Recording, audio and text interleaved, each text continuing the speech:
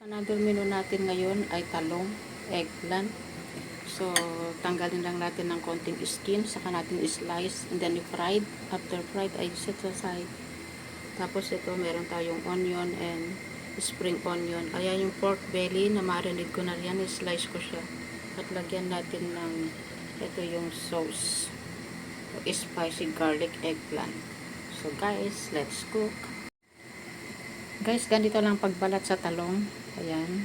Tanggalin lang, mag-iwan lang tayo ng konti sa balat kasi yung Chinese ayaw nila yung may balat. Tapos, cut lang natin sa tatlo. So, ganito yung cut niya. Ayan, fried na natin siya. Ayan.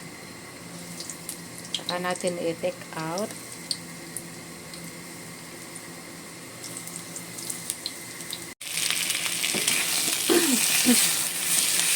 So guys, rinad na natin yung eggplant, onion, and pork berries. So, lagyan na natin yung sauce. Ayan.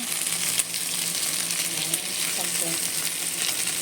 Konti lang guys kasi maanghang ito. Ayan. And then more sugar. Lagyan natin ng sugar.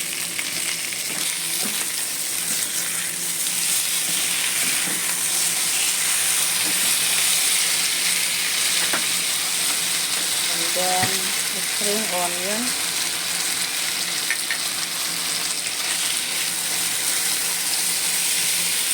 Huwag nyo tutubigan guys kasi ano ito, magtutubig yung eggplant natin. So, done. Ganyan lang siya guys. Done.